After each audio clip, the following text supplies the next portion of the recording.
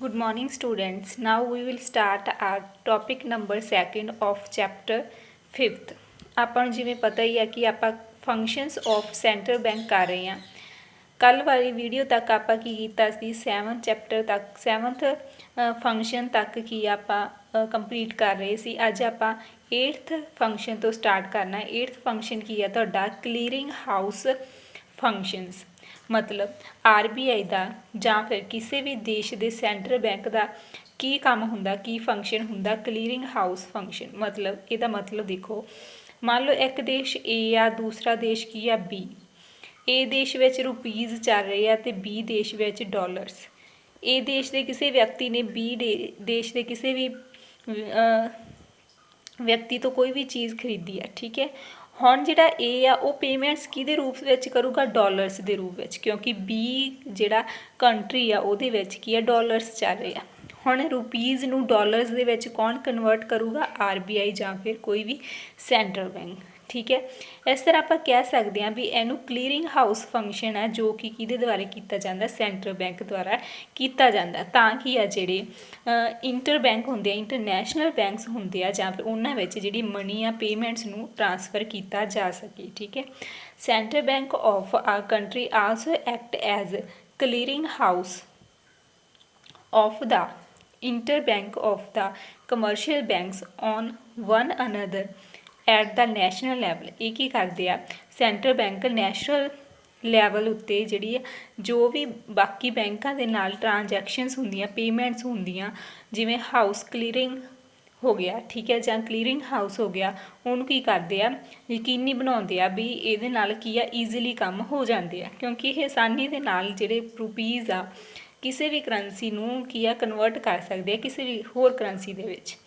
ਦੇਖੋ, central bank is able to perform this function very easy, ਠੀਕ ਹੈ।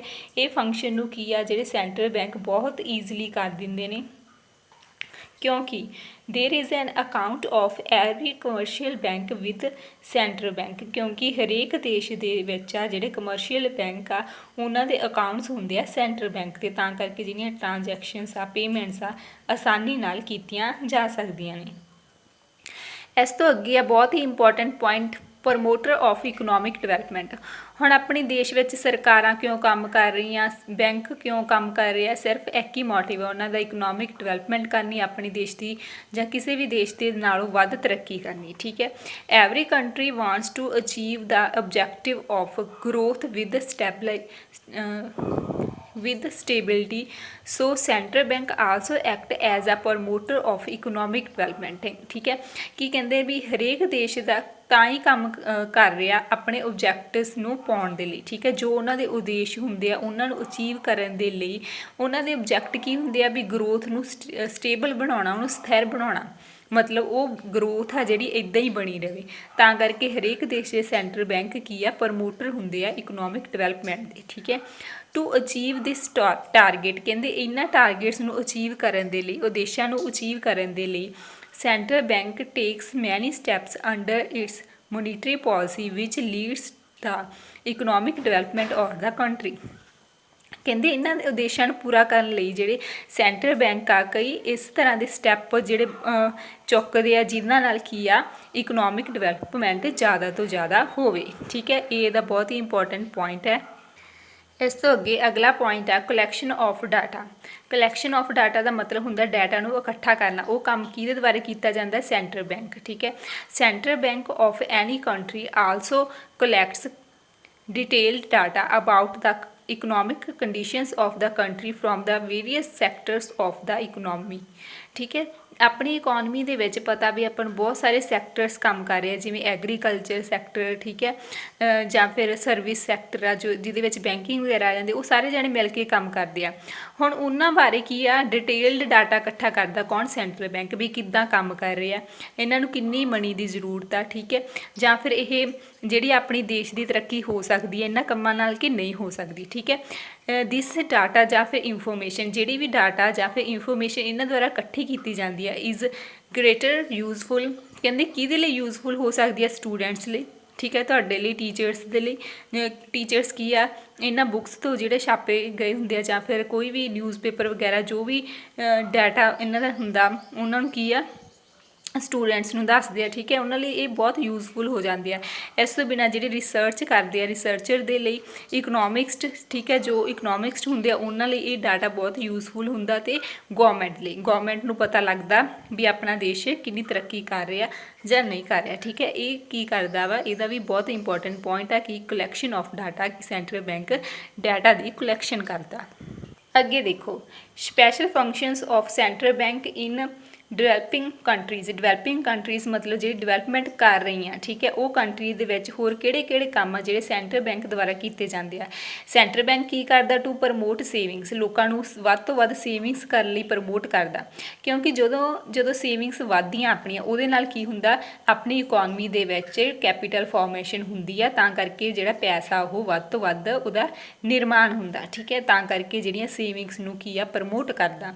ਇਸ ਤੋਂ ਬਿਨਾਂ ਅਗਲਾ point, to develop strong monetary system in the economy, ਆਪਣੀ ਇਕੋਨਮੀ ਦੇ ਵਿੱਚ ਜਿਹੜਾ ਮੋਨੀਟਰੀ ਸਿਸਟਮ ਆ, ਜਿਹੜਾ ਵਿੱਤੀ ਆਪਣੀ ਸਿਸਟਮ ਆ, ਠੀਕ ਹੈ, ਉਹਨੂੰ ਕੀ ਕਰਦਾ, ਸਟਰੋਂਗ ਕਰਦਾ, ਤਾਂ ਕਿ ਆਪਣੇ ਦੇਸ਼ ਵਿੱਚ ਕੀ ਆ, ਮਨੀ ਸਪਲਾਈ ਦੀ ਜਾਂ ਪੈਸੇ ਦੀ ਕੋਈ ਵੀ ਘਾਟ ਨਾ ਰਵੇ। ਤਾਂ ਕਰਕੇ ਜਿਹੜਾ ਸੈਂਟਰਲ ਬੈਂਕ ਆ ਉਹਨੂੰ ਸਟਰੋਂਗ ਕਰਨ ਦੇ ਲਈ ਬਹੁਤ ਸਾਰੇ ਸਟੈਪ ਲੈਂਦਾ ਵਾ, ਠੀਕ ਹੈ।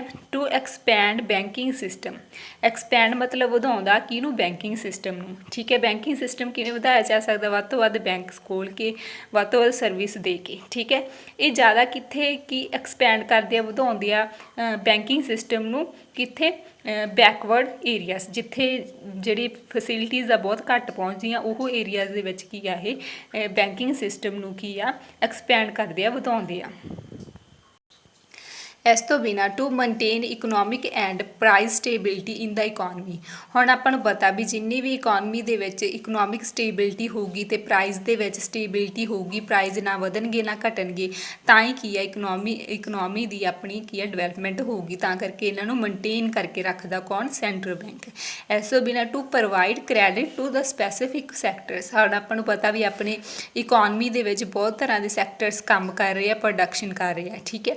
ਉਹਨਾਂ ਨੂੰ ਕੀ ਕਰਦਾ, ਸੈਂਟਰਲ ਬੈਂਕ ਪੈਸਾ ਪ੍ਰੋਵਾਈਡ ਕਰਦਾ, ਤਾਂ ਕੀ ਆ, ਜਿਹੜੇ ਸਾਰੇ ਸੈਕਟਰ ਆ ਇੱਕੋ ਤਰ੍ਹਾਂ ਦੇ ਨਾਲ ਕੰਮ ਕਰ ਰਹੇ, ਉਹਨਾਂ ਦਾ ਕੰਮ ਆ ਜਿਹੜਾ ਇਸ ਤਰ੍ਹਾਂ ਦਾ ਕਰਨ, ਤਾਂ ਕਿ ਜਿਹੜੀ ਇਕਨੋਮਿਕ ਡਿਵੈਲਪਮੈਂਟ ਆ ਉਹ ਵੱਧ ਸਕੇ, ਠੀਕ ਹੈ। ਤਾਂ ਕਿ ਬੈਲੈਂਸਡ ਜਿਹੜੀ ਇਕਨੋਮਿਕ ਗਰੋਥ ਹੋ ਸਕੇ। ਬੈਲੈਂਸਡ ਮਤਲਬ ਸਾਰੇ ਸੈਕਟਰ ਦੇ ਵਿੱਚ ਕੀ ਆ, ਜਿਹੜੀ ਗਰੋਥ ਆ ਉਹ ਇੱਕੋ ਢੰਗ ਦੇ ਨਾਲ ਹੋਵੇ। ਇਸ ਤੋਂ ਬਿਨਾਂ ਦੇਖੋ, ਮਿਸਸੈਲੂਐਂਸ ਫੰਕਸ਼ਨਸ ਮਤਲਬ ਅਦਰ ਫੰਕਸ਼ਨਸ ਕਿਹੜੇ ਆ ਜਿਹੜੇ ਸੈਂਟਰਲ ਬੈਂਕ ਦੁਆਰਾ ਕੀਤੇ ਜਾਂਦੇ ਆ।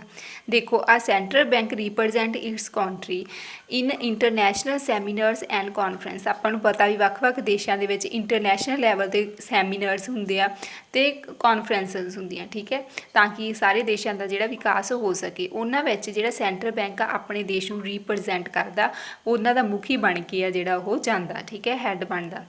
Central bank of the country replace old currency notes in the circulation by the new currency notes issued by its from time to time, ਕਹਿੰਦੇ ਸਮੇਂ ਦੇ ਨਾਲ ਕੀ ਆ, ਜਿਹੜਾ ਸੈਂਟਰਲ ਬੈਂਕ ਆਪਣੇ ਦੇਸ਼ ਵਿੱਚ ਜੋ ਵੀ ਪੈਸਾ ਸਰਕੂਲੇਟ ਹੋ ਰਿਹਾ, ਕਰੰਸੀ ਉਹ ਸਰਕੂਲੇਟ ਹੋ ਰਹੀ ਹੈ, ਉਹ ਕਈ ਵਾਰੀ ਪੁਰਾਣੀ ਹੋ ਜਾਂਦੀ ਹੈ, ਫਟ ਜਾਂਦੀ ਹੈ। ਆਪਾਂ ਕੀ ਉਹਨਾਂ ਨੂੰ ਬੈਂਕਾਂ ਦੇ ਵਿੱਚ ਜਮ੍ਹਾਂ ਕਰਵਾ ਕੇ ਉਹਨਾਂ ਨੂੰ ਕੀ ਆ, ਚੇਂਜ ਕਰਵਾ ਸਕਦੇ ਹਾਂ, ਨਿਊ ਕਰੰਸੀ ਦੇ ਵਿੱਚ ਕਨਵਰਟ ਕਰਵਾ ਸਕਦੇ ਹਾਂ। ਉਹ ਕੰਮ ਵੀ ਕੀ ਆ, ਸੈਂਟਰਲ ਬੈਂਕ ਦੁਆਰਾ ਕੀਤਾ ਜਾਂਦਾ।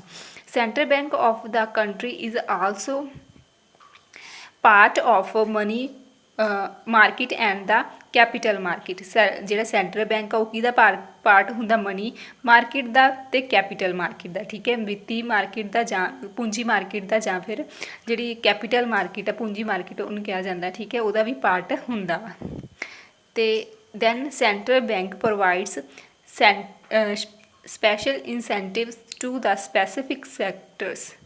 ਸਪੈਸ਼ਲ ਇਨਸੈਂਟਿਵਸ ਕੀ ਹੁੰਦੇ ਆ, ਇਨਸੈਂਟਿਵ ਹੁੰਦੇ ਆ ਮਤਲਬ ਐਕਸਟਰਾ ਪ੍ਰੋਫਿਟਸ, ਮਤਲਬ ਜਿਹੜੇ ਸੈਂਟਰਲ ਬੈਂਕ ਆ ਉਹ ਸਾਰੇ ਸੈਕਟਰਸ ਨੂੰ ਜਿਹੜੇ ਬਹੁਤ ਚੰਗੀ ਤਰ੍ਹਾਂ ਕੰਮ ਕਰ ਰਹੇ ਆ ਉਹਨਾਂ ਨੂੰ ਕੀ ਆ, ਪ੍ਰੋਫਿਟਸ ਦਿੰਦੇ ਆ, ਤਾਂ ਕਿ ਜਿਹੜੀ ਇਕਨੋਮਿਕ ਡਿਵੈਲਪਮੈਂਟ ਆ ਉਹਦੀ ਗਰੋਥ ਆ ਜਿਹੜੀ ਉਹ ਫਾਸਟਰ ਹੋ ਸਕੇ, ਤੇਜ਼ੀ ਨਾਲ ਹੋ ਸਕੇ। ਲਾਸਟ ਦੇਖੋ, ਸੈਂਟਰਲ ਬੈਂਕ ਮੇਕਸ ਪ੍ਰੈਡਿਕਸ਼ਨਸ ਹੁੰਦਾ, ਉਹ ਭਵਿੱਖਬਾਣੀਆਂ ਕਰਦੇ ਆ ਅਬਾਊਟ ਮੈਕਰੋ ਇਕਨੋਮਿਕਸ ਵੈਰੀਏਬਲਸ। ਉਹਨਾਂ ਨੂੰ ਸੈਂਟਰਲ ਬੈਂਕ ਕਿਹਦੇ ਬਾਰੇ ਭਵਿੱਖਬਾਣੀਆਂ ਕਰਦੀਆਂ ਵੀ ਆਪਣੀ ਇਕਨੋਮਿਕ ਦੇ ਵਿੱਚ ਕਿਹੜੇ ਵੈਰੀਏਬਲਸ ਆ, ਜਿਹੜੇ ਇਕਨੋਮਿਕ ਵੈਰੀਏਬਲਸ ਆ, ਜਾਂ economic conditions of the country ਜਾਂ ਆਪਣੇ ਦੇਸ਼ ਦੀ ਕੰਡੀਸ਼ਨ ਕੀ ਹੈ ਇਸ ਸਮੇਂ, ਜਾਂ ਫਿਰ ਕਿਹੜੀ ਪੋਲਿਸੀ ਲਾਗੂ ਕਰਨ ਦੇ ਨਾਲ ਆਪਣੀ ਦੇਸ਼ ਦੀ ਕੀ ਕੰਡੀਸ਼ਨ ਹੋ ਜਾਊਗੀ, ਠੀਕ ਹੈ। ਇਹਨਾਂ ਬਾਰੇ ਕੀ ਆ ਭਵਿੱਖਬਾਣੀਆਂ ਕਰਦੇ ਆ। ਇਸ ਦੇ ਨਾਲ ਹੀ ਆਪਣਾ ਜਿਹੜਾ ਸੈਂਟਰਲ ਬੈਂਕ ਦੇ ਸਾਰੇ ਫੰਕਸ਼ਨਸ ਕੰਪਲੀਟ ਹੋ ਚੁੱਕੇ ਨੇ, ਅਤੇ ਦੈਨ ਆਪਾਂ ਅਗਲਾ ਟੌਪਿਕ ਸਟਾਰਟ ਕਰਾਂਗੇ। Thank you students.